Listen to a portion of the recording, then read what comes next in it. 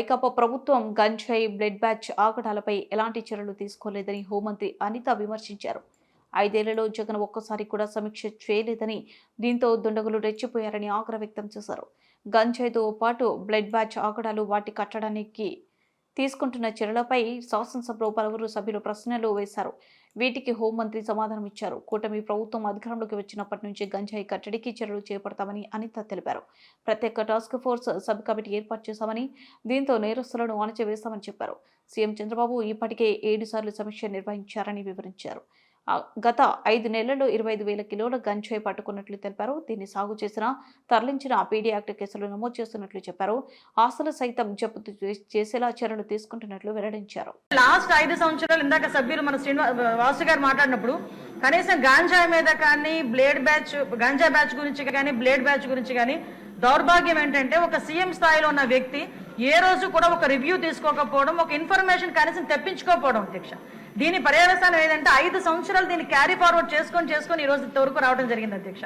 దీని నేపథ్యంలో ఈ రోజు ఈ గంజాయిని ఇమీడియట్ గా మనం అరికట్టాలి అనుకునేటప్పుడు చాలా ఎక్సర్సైజ్ చేసుకోవాల్సి వస్తుంది అధ్యక్ష. సిస్టమ్ ని కూడా మనం మళ్ళా రిపేర్ చేసుకోవాల్సిన పరిస్థితి ఏర్పడింది అధ్యక్ష. ఇంతకు ముందు గాంజాయికి సంబంధించి పైనుంచి ఏజెన్సీ నుంచి కిందకు వచ్చే సిచ్యువేషన్ లో ఎన్ని చెక్ పోస్టులు ఉన్నాయని నేను వైజాగ్ సిపి గారిని ఒకసారి నేను హోమ్ మినిస్టర్ అయిన వెంటనే మాట్లాడితే కేవలం 2 సీసీ కెమెరాలు ఉన్నాయి, చెక్ పోస్టులు ఉన్నాయి, దాని దగ్గర 2 సీసీ కెమెరాలు ఉన్నాయని చెప్పారు అధ్యక్ష. అంటే చెక్ పోస్టులు కూడా పెట్టుకోలేని పరిస్థితులు అయిపోయింది.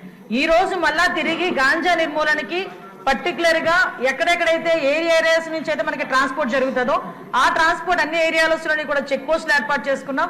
చెక్ పోస్టుల దగ్గర సీసీ కెమెరాస్ ఏర్పాటు చేసుకున్నాం అధ్యక్ష. ఏ గాంజా తీసుకునే వ్యక్తి కూడా ఎక్కడ కూడా తప్పించుకోకూడదనే ఉద్దేశంతోనే సర్వేలెన్స్ కింద సీసీ కెమెరాలు ఆల్రెడీ ఫిక్స్ చేస్తున్నాం అధ్యక్ష.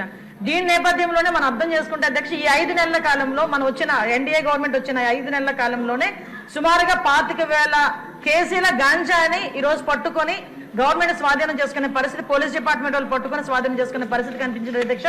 దగ్గర 916 మందిని కూడా ఈ రోజు మనం జూన్ నుంచి అక్టోబర్ వరకు చూసుకుంటే 916 మంది మీద ఆల్రెడీ కేసులు నమోదైన వాళ్ళందరూ కూడా వెళ్ళారు అధ్యక్ష. ఇందాక గౌరవ సభ్యులు కూడా జైలుకి సంబంధించిన విషయం కూడా చెప్తున్నారు అధ్యక్ష. ఇంతకు ముందు ఏం జరిగిందన్న దాని గురించి ఈ రోజు నేను చెప్పక్కర్లేదు, మీరు చెప్పక్కర్లేదు, ప్రపంచం అంతా కూడా తెలుసు.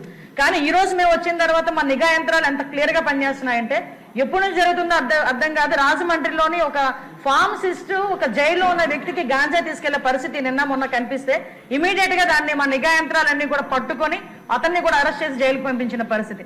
మీరు అన్నట్టుగానే ఎక్కువ ఏజెన్సీ ఏరియాలోని చిన్న పిల్లలు దీనికి ఎడిక్ట్ అయిపోయే పరిస్థితి కనిపిస్తుంది అధ్యక్ష.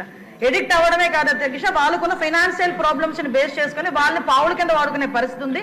కాబట్టి గాంజా బ్యాచ్ల్లోని గాంజాలు సరఫరా చేసేవారు కానీ గాంజా తీసుకునే వాళ్ళకి కూడా అధ్యక్ష ఈ రోజు ఏదో తీసుకొచ్చాము, జైల్లో పెట్టేసాము, వాళ్ళకి రిమైండ్ తీసేసాము, తర్వాత బెయిల్ బయటకు వచ్చి వాళ్ళు అలా చేసే కన్నా వీళ్ళు చేసిన వెంటనే వీళ్ళ మీద పీడియాక్ట్ పెట్టడమే కాదు అధ్యక్ష, వీళ్ళ ఆస్తులు కూడా జప్తు చేయడానికి వీలైతే వాళ్ళకి ఆస్తి ఏమీ లేకపోతే వాళ్ళ దగ్గర ఉన్న ఆధార్ కార్డులు కానీ